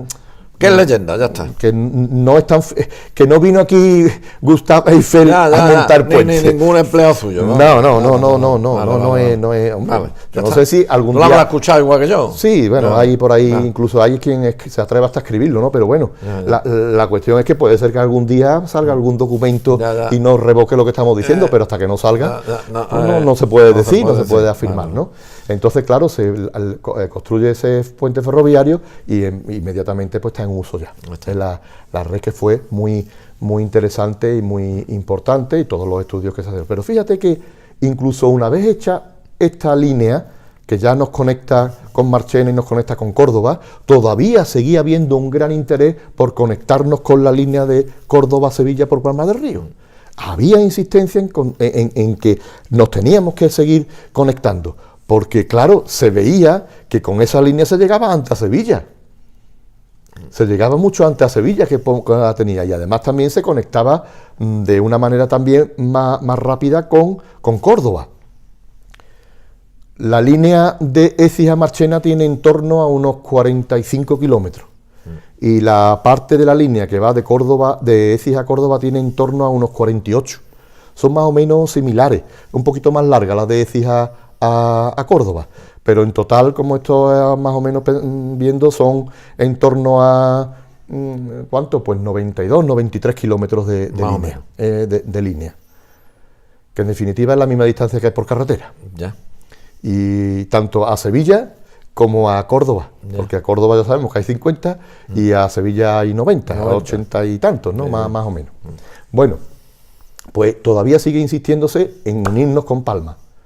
Nadie ya se atreve, ninguna compañía, a financiar esa línea férrea de Córdoba, de Écija a Palma, y lo que se piensa ya, de una manera que incluso aquí José María López también interviene, es construir un tranvía. Y bueno, pues vamos a hacer, ya que no hemos podido hacer el tren, vamos a hacer un tranvía que vaya de Écija a Palma, y que, como ya tienen allí su puente, ya hay un puente, pues el tranvía nos lleva a la estación de Palma y nos podamos montar en el tren. Tampoco se hizo. ¿Por qué no se hace? Porque no hay financiación. Claro. No hay quien invierta en construir ese tranvía. Es decir, es que el Écija Palma del Río está agafado desde el principio. No hubo manera, no hubo manera de construir, ¿no? Y la verdad que fue una lástima, ¿no? Fue una lástima. Sí. Incluso se sigue pensando en la construcción de esa línea ya existiendo la Córdoba-Écija-Marchena. O sea, fíjate si había interés en la cuestión. Y todavía, actualmente. Claro. Bueno, pues todavía, ahora más difícil todavía. Salvo si la memoria no me falla, he leído por ahí en internet que en el 2009, no sé quién estaba gobernando aquí ahora mismo, hubo un planteamiento serio a un organismo de la Junta de Andalucía, creo que se llamaba el POTA, ¿no? El Plan de Organización del Territorio de Andalucía, sí. El POTA, ¿no? ¿Es así? Sí, correcto. Disculpadme, pero yo en estas cosas no estoy muy puesto. Y el ayuntamiento creo que llevó una propuesta a ese organismo para volver a restablecer otra vez el tren en Écija. Sí. Vamos. No, sí. Lo he leído en internet. Yo creo, pero sí, además te estoy hablando de hace 10 años. Sí, no, y es normal que se siga, que se eche en falta. Es normal que hoy día se eche en falta la no existencia de ferrocarril, pero... Tú dices que el error histórico que cometimos en aquel momento como ciudad en 1850. Yo, bajo mi punto de vista, creo que hemos vuelto a cometer otro error recientemente con el AVE. Pienso, modestamente, porque el AVE pasa por nuestro territorio. El AVE pasa por nuestro territorio, a 8 o 10 kilómetros está de aquí, ¿o no? Sí. ¿O no? Está cerquita. Yo creo que ahí, que me disculpen, y si lo intentaron, pues yo no lo conozco, pero igual lo intentaron, que había que haber sido muy riguroso y haber ido a Madrid 300 veces o 500 o las que hubiera, porque si pasa 10 o 12 kilómetros de aquí, haber hecho aquí un apeadero desde el AVE. Digo, un apeadero, una pequeña estación, una mini estación, en fin, como estaba por ahí en Puente Genil, en otros sitios que la hay. Yo creo que no hubiera sido ningún disparate, creo, modestamente. Claro, pienso. Podía verse... Entonces, que se hizo los estudios y económicamente no fue viable y no lo desconozco, pues pido disculpas. Pero si no se hizo, pues pienso que fue un error. Yo pienso que... es una opinión. Sí, y además, creo que es loable continuar con la idea de recuperar de nuevo el tren en Écija. Es verdad que se perdió la oportunidad con el AVE, pero yo creo que cuando se plantean estas cosas hay que ser también, aparte de tener las ganas de que Écija se incorpore a estas novedades, hay que ser también un poco conscientes de las dificultades o de la oportunidad que desde el punto de vista y la viabilidad que desde el punto de vista real tiene hacer las cosas, ¿no? Nosotros aquí en Écija podemos pedir que haya un aeropuerto, que haya una playa, que haya todo lo que queramos, porque además debemos hacerlo, ¿no? Yo creo que en estas cosas debemos de ser ambiciosos. Pero el problema con el tema de la estación del AVE, quizás la mala suerte que hemos tenido, vamos a llamarlo así mala suerte, porque en otras ocasiones históricas ha sido buena suerte, es que nosotros estamos muy cerca de Córdoba. Es que el AVE pasa por La Carlota, por donde ya también pasó este primer trazado. Es que la Carlota de Écija está a 30, a 29 kilómetros. Y si nos ponemos en el trazado del AVE está todavía más cerca. Claro, invertir en la realización de una estación que ya no sirve la palabra apeadero, porque apeadero, eso cuando si conocen, pero sí es que si conocen ustedes las estaciones estas, por ejemplo, la de Puente Genil o la de Antequera, que son estaciones pequeñas, medianas en la vía, no son estaciones pequeñas, no son apeaderos, eso requiere una inversión importantísima, requiere un mantenimiento importantísimo, requiere una infraestructura que... y el problema, voy a terminar con este razonamiento, y claro, hacer eso a 20 y tantos kilómetros de la estación de Córdoba, ¿por qué se llevó el tirón quizás Puente Genil? Herrera, que no es Puente Genil, porque la estación de Puente Genil ni está en Puente Genil ni está en Herrera, está en medio del campo, lo mismo que está la estación de Antequera. Nos dice la estación del AVE de Antequera, que señores, que no está en Antequera, que la estación Santa Ana que de Antequera está en medio del campo. Y decía, está en medio del campo también. Está en medio del campo. Pero en Madrid. Écija es un casco urbano. Ya. Y donde están las estaciones de Puente Genil y las estaciones de Antequera, sí, allí no hay casco urbano. Es decir, tú no puedes ir andando. Bueno, puedes ir si quieres, pero no, está en un lugar que no hay ningún tipo de vivienda. Lo que más cerca que hay es un cortijo que se dedica a celebrar bodas y bautizos. Pero que sí es muy grande, su historia es muy grande, tenemos 3.000 años de fundación, nuestra comarca es muy grande, tenemos unos productos maravillosos y tenemos una gente extraordinaria. Y decía, se merece tener aquí una estación de aves, y si no de aves, de la otra. Pero yo voy para seguir con lo que estábamos hablando en la cuestión histórica, yo voy un poquillo más atrás. Aquí lo que debería haber habido, cuando ya se sabía que la línea de Écija iba a desaparecer, Córdoba-Marchena iba a desaparecer, aquí lo que debería haber habido era una contestación muchísimo más fuerte, ya no por la población, porque aquella época de 1970-69 la sociedad no estaba todavía, ni además las instituciones y la dictadura iba a permitir manifestación y cosas de este tipo. Pero ¿por qué entonces el ayuntamiento y las instituciones municipales en Écija no apretaron lo que se debería haber apretado para que esa línea no desapareciera? Porque se podía haber apretado. Es verdad que la línea de Écija no es la única que desaparece. Vayamos a creernos que tuvimos mala suerte, que es que en los años 69, 70, 71, 72 desaparecieron cientos y cientos de kilómetros de línea férrea en España. Y emisoras de radio. Por falta, pero en aquel momento se veía de la siguiente manera. La época que empiezan a desaparecer las líneas férreas en España es la época que se conoce como el periodo de desarrollismo económico de la dictadura de Franco. Es cuando España se va a enganchar a ese desarrollismo, es cuando los españoles empiezan a acceder a cosas que ya los americanos y los alemanes y franceses tenían desde los años 50. Por ejemplo, los coches. Es la época en la que se va a comercializar el utilitario, el 600, este tipo de... Es decir, el acceso de la población en general a los vehículos. El coche empieza a tomarle la medida al tren. La individualidad que supone el uso del coche y la libertad que supone el uso de un vehículo propio para desplazarte hace que el tren cada vez vaya usándose menos en pos de la utilización de un coche, porque eso se va a generalizar de una manera bastante grande en estos años que estoy hablando.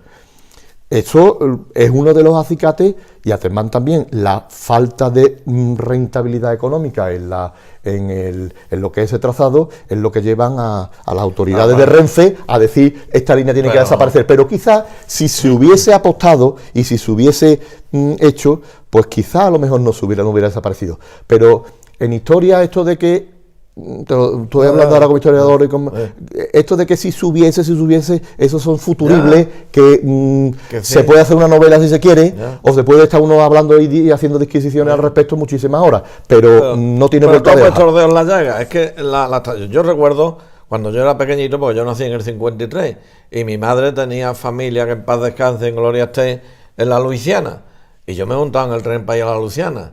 Y es que no es que había que bajarse mucho, no, eso es cachondeo, es broma, pero que es que ahí cuando llegaba a las cuestas, que el tren iba a 5 por hora, ¿sabes? Claro, dice, es deficitario el tren, pero es que si tardaba 45 minutos de aquí a la Luisiana no va a ser deficitario, que es lo que tú dices, que haber actualizado, que haber puesto unas máquinas más potentes, y a lo mejor resulta que no, pero bueno.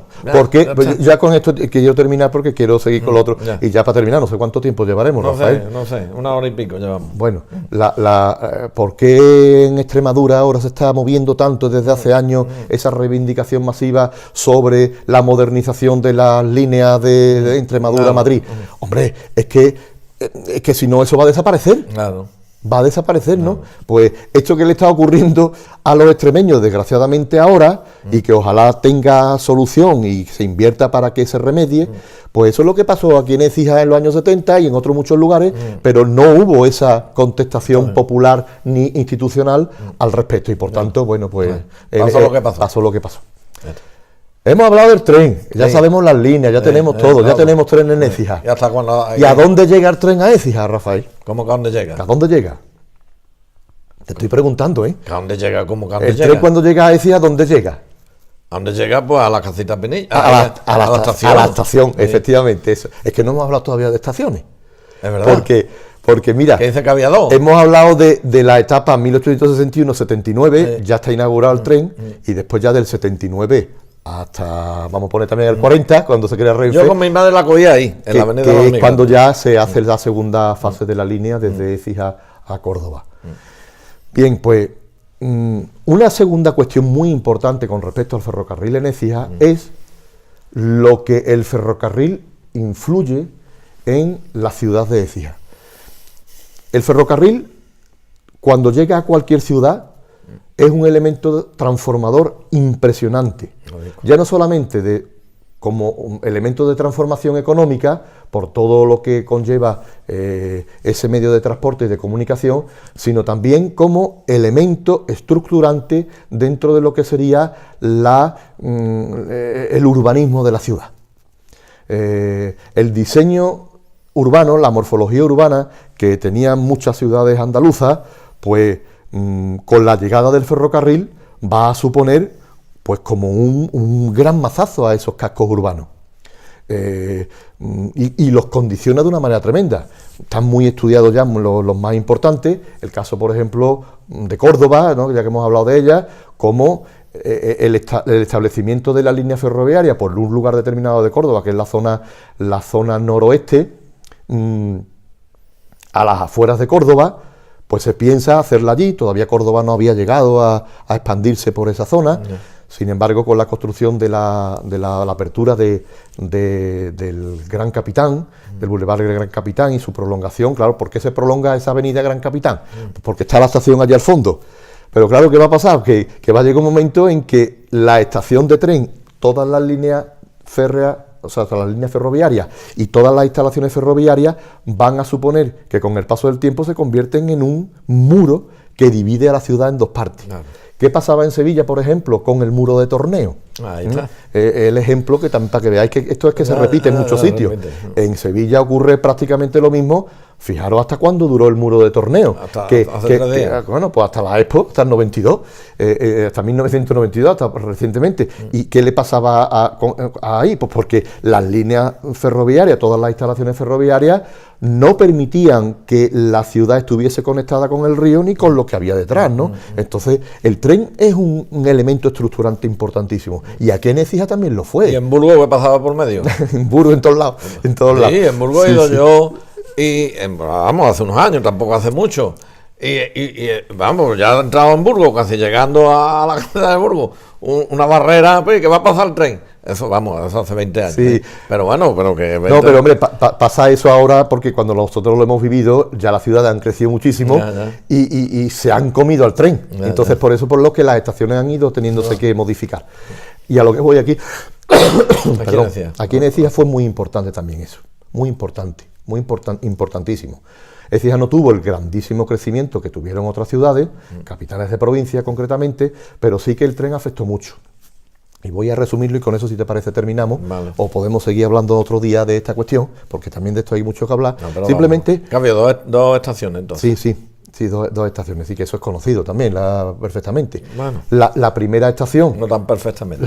Bueno, sí, hombre, porque además está... Aparte como yo esta sí, pero la otra tampoco tengo mucha idea. No, de la estación de Pinichi hay pocos referentes, quizás nada más una fotografía que hay del primer tren, está en 1879, porque ese tren, donde empezaba y terminaba era en esa estación, la estación que se conoce como la estación de Pinichi.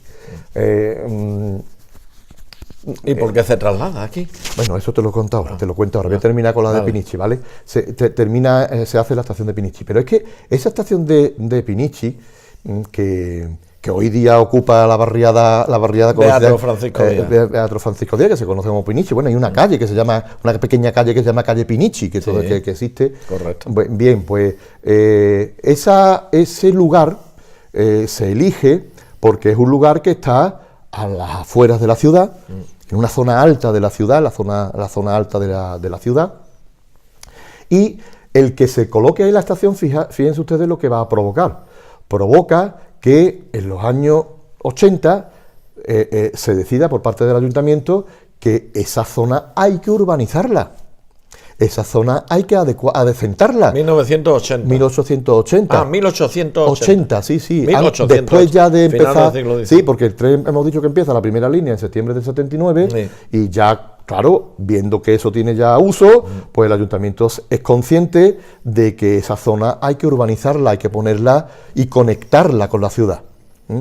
¿Esto qué es lo que hace? Claro, fíjense que aquí lo que tenemos es que está lo que hoy día es Avenida del Doctor Sánchez Malo, sí. Tenemos la calle empedrada, y después hoy día lo que tenemos ahí es la calle, creo que se llama Mariana Pineda, y que conecta con la Avenida de los Toreros. Correcto. Porque la avenida de la plaza, la calle de la Plaza de Toros es la que está más cerca. Sí. Pero esa calle no existía en estos momentos, ahí no existía nada. Nada. Eso era campo, eran caminos. Y claro, lo que se intenta aquí es, pues, que Écija tiene que tener cuando llegan los viajeros y van a salir los viajeros, tienen que tener esa zona. Bueno, lo que se crea es un extraordinario proyecto para levantar un paseo arbolado que conectase lo que hoy día es la avenida Doctor Sánchez Malo con rodeando la Plaza de Toros. Sí. Y la avenida más o menos, para que nos ubiquemos, sería, aunque no es exactamente el mismo sitio, sería avenida Doctor Sánchez Malo, sigue, o sea, hace curva en lo que hoy día es la rotonda, y continuaría por la calle Mariana Pineda, y seguiría por lo que es la avenida de los Toreros. Vale. Más o menos ese sería el trazado. Ya. Ese sería el trazado. Y enganchando también la calle empedrada con este otro paseo que estoy diciendo que venía de la avenida Doctor Sánchez Malo. Bueno, pues ahí se planifica la creación de unos paseos arbolados preciosos, de dos pares de árboles en cada lugar, con decenas de bancos de forja de hierro que los compraron en una fundición de Sevilla. La sociedad gestora de la Plaza de Toros cede al ayuntamiento parte de los terrenos para que se pudiera contribuir. Hay también, por ejemplo, una donación de terreno porque claro, ahí hubo que expropiar y comprar muchos terrenos particulares, y el ayuntamiento tampoco estaba boyante en esa época, y entonces los principales que le ceden terreno son la sociedad gestora de la Plaza de Toros, y además hay una cesión, que es muy interesante esto, porque sale otra vez el mismo personaje, ¿cómo se llamaba esa aza? La aza del Royuelo, creo que se llama, del Royuelo, sí. Que estaba entre el Matadero, sí, y la Plaza de Toros. La estación de Pinichi estaba prácticamente equidistante entre la Plaza de Toros y el Matadero. Yeah. Entonces ahí en la zona esa había una aza, que era la aza del Royuelo, que tenía unas cuantas era un terreno bastante grande. Y ese terreno era propiedad de la mujer del parlamentario que hemos comentado antes, del político José María López y López. La mujer esta se llamaba, a ver si me acuerdo, María de la Concepción Morales García y Estrella. Buena memoria tiene. Esta mujer era la propietaria de ese terreno, no el político, era la mujer. Pero este hombre, por la amistad que tenía con el alcalde del momento, lo que llegan a un acuerdo. Y ellos lo que hacen es que le dicen al ayuntamiento, nosotros regalamos, o sea, el ayuntamiento tasa todos los terrenos. Y esta familia, lo que decide, José María López López y su mujer, María de la Concepción Morales, lo que deciden es, ¿cuánto lo has tasado este terreno? Vamos, no me acuerdo exactamente la cantidad, pero no sé si eran 700, 800 pesetas del momento. Bien, pues nosotros no queremos ese dinero. Ese dinero lo que se va a hacer es repartirlo en vales para las personas necesitadas de Écija y darle lo que se llamaba entonces, que así aparece en la documentación, repartirlos como limosna de pan. No. Este hombre, no nos olvidemos que es del Partido Liberal Fusionista de Sagasta, era de los más izquierdistas, pero decide que no quieren el dinero, era una familia muy rica, con bastantes propiedades, decide donar ese dinero a los necesitados de Écija en participaciones como limosna de... Cosa curiosa y de agradecer en aquel momento. Claro, no, sí, había una conexión muy fuerte y esto se hizo, ¿no? Se hizo en ese momento. Y claro, eso fue lo que facilitó que se urbanizara y se realizara una infraestructura impresionante en torno a la estación de Pinichi. Aquello tuvo que ser impresionante y además muy bonito, unos paseos tremendamente amplios, cosas que hoy día se ha perdido también. Eso te voy a decir, se ha perdido todo. Eso se ha perdido. Se ha perdido, el cemento puede más que el árbol, ¿no? En estos momentos. Y bueno, se perdió, pero estaba hecho, estaba hecho. Bueno. ¿Y esa estación cuántos años dura? Claro. Esa estación dura muy poco porque era de pequeñas dimensiones. Y esa estación dura poco porque, claro, cuando después, en los años 80, se inicia la idea de continuar la línea Écija-Córdoba, pues claro, esa línea era ya más de más envergadura y esa estación se quedaba pequeña. Entonces lo que se decide es, una vez que está ya la línea a partir de 1883, 84, 85, que es cuando se pone, se instala y se pone en uso, es cuando se decide trasladar la estación. Y entonces cuando se hace la estación en el lugar que hoy día se conserva el edificio. Y hay que crear otra vez la infraestructura necesaria, ¿no? Ahora, claro, crear y sobre todo ya generar, porque esa estación sí tenía más envergadura y necesitaba más lugares de más almacenes, más, era grande, era muy grande, ¿no? Eso los más jóvenes no lo claro, recuerdan, era grande, yo lo recuerdo. Era grande, hay fotografías todavía de los años 50 que pero vamos, que yo la he visto, no por fotografía, la he visto. Y que vamos, que no era una línea, no eran dos raíles, sino que allí había muchísimos más. Y vagones claro, parados. al crear ahí esa línea, esa estación nueva, pues claro, ¿qué pasa? Que el peso de la zona urbana que va a verse afectada por esa estación se traslada hacia el noroeste. Claro. Y entonces, claro, es cuando se inicia el proyecto de la apertura de la avenida Miguel de Cervantes, que no se llama, de la avenida de los Emigrantes, perdón. Avenida de Portugal, que no es la avenida de los Emigrantes, no es que se abra, sino lo que se hace cuando se hace el proyecto es el ensanche de la calle Cruz Verde. Es una calle Cruz Verde, una calle de no grandes dimensiones, y lo que se hace es que se ensancha. Claro, ¿esto qué significa? Significa que toda esa zona hay que remodelarla urbanísticamente. Y es cuando van a adquirir y se van a hacer los proyectos para el ensanche y la apertura de la avenida de los Emigrantes. ¿Y María Auxiliadora? El ensanche de la calle del Moral, María Auxiliadora, que fue después renombrada como María Auxiliadora, pero aquella calle, la calle del Moral se llamaba. Por ahí entraban los camiones para allá. Y también de, por supuesto, la conexión desde el inicio de la avenida de los Emigrantes hasta la estación. Tenemos lo que sería la calle del Moral, que después fue la avenida María Auxiliadora, y también conectarla con la calle del Carmen. Correcto. Con la calle del Carmen.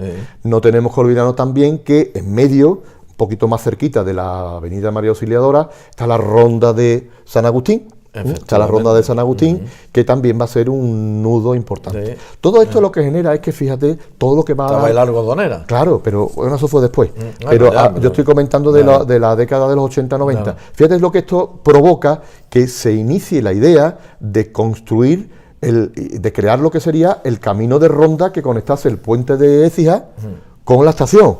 Entonces, por eso se inicia la idea de construir atravesar el puente, hacer una gran calle, una calle ancha, que sería el camino de ronda, por lo que hoy día sería el camino de los Molinos, el que está paralelo al de la Huerta, el camino de los Molinos. Ese camino llegaría hasta prácticamente la altura de la calle Azacane, de la calle Azacane conectaría con la calle Nueva, por la calle Nueva ya iría por lo que sería hoy día la calle Málaga, y de la calle Málaga a la estación. Esa sería la ronda, pero la idea ¿cuál era? ¿Pararse en la estación? No, la idea era continuar desde la estación por la ronda San Agustín, o bien la avenida María Auxiliadora, hasta conectarlo con la carretera general de Madrid-Sevilla. Señores, la calle Nueva, la de donde está la Doma, Sí, la calle Nueva. No la calle Miguel de Cervantes, no, que todavía, tú sabes, la calle Nueva se nos va a la cabeza la calle Miguel de Cervantes. Entonces, con esto lo que comento, fíjate lo que genera como cambios urbanos, como transformaciones de sectores del casco urbano de Écija, el haber cambiado la estación. y de lo que sería el crecimiento de Écija por esa zona noroeste, la llegada del tren y de la colocación de la estación ahí en ese lugar. De manera que el tren en esta otra vertiente que estamos comentando, pues también aporta a Écija un crecimiento urbano y la creación de lo que son realmente las calles más anchas y más amplias que tenemos en Écija. No, hay muchos movimientos. Yo recuerdo cuando joven, yo vivía en La Victoria, como te he dicho en alguna ocasión, y lo comentaban los vídeos, y venían por allí en la carretera los camiones cargados de algodón, de trigo, de maíz, que cogían Puerta Azuna, cogían la calle Arroyo, ya cogían la calle María Auxiliadora, y ir por Moco a las vías para hacer los nacimientos. Claro. Y esa estación tenía mucha actividad, mucha vida, hasta que en 1970 realmente en enero del 71 es cuando ya dejó de... Se van los salesianos un año antes y después se va... Ya para concluir, si te parece, lo único decir que la estación que hoy día conocemos, donde está la policía local, esa estación después lo que provoca también es que se cree la rotonda que hay delante, que esa rotonda parece que es muy moderna, pero eso ya estaba. Estaba. Esa rotonda se le obliga a la compañía de ferrocarriles que ponga algo. La compañía de ferrocarriles no quería poner mucho. Te estoy hablando de los años 1902 ya, de principios del siglo XX. Pero bueno, se encarga la compañía de poner las palmeras, los árboles, y el ayuntamiento de hacer lo que es la infraestructura, de realizar la rotonda y la conexión de esa rotonda con la Avenida de los Emigrantes y la actual María Auxiliadora. De manera que ya a partir de principios del siglo XX se disfruta de la línea por completo y de esa estación. Estupendo, pues un magnífico desarrollo. Nos hemos empapado, yo por lo menos me he empapado, y ustedes han empapado, no solamente del ferrocarril de Écija, sino de lo que era el ferrocarril en líneas generales, donde procede, los motivos que impulsaron al ferrocarril, etcétera, etcétera, etcétera. Como siempre, magistral la conferencia, la lección, la charla de conversación que hemos tenido con el amigo Clemente, y nada, pues lo dicho, que ustedes lo disfruten a través de las redes sociales, del Facebook, del YouTube, del WhatsApp, a través de la televisión comarcal Tele-Écija, y a través que últimamente también lo da el amigo Juan Palomo de Radio Zafa. Así que de parte de ambos, muchísimas gracias por el tiempo que van a dedicar a verlo, y como muy siempre bien. Muy agradecido. Igualmente. 1.000.000 de gracias y que Dios te dé muchísima salud, y a mí también, para que estemos 10 o 12 años más haciendo vídeos. Bueno. ¿Vale? Venga. Señores, bendiciones. Hasta luego.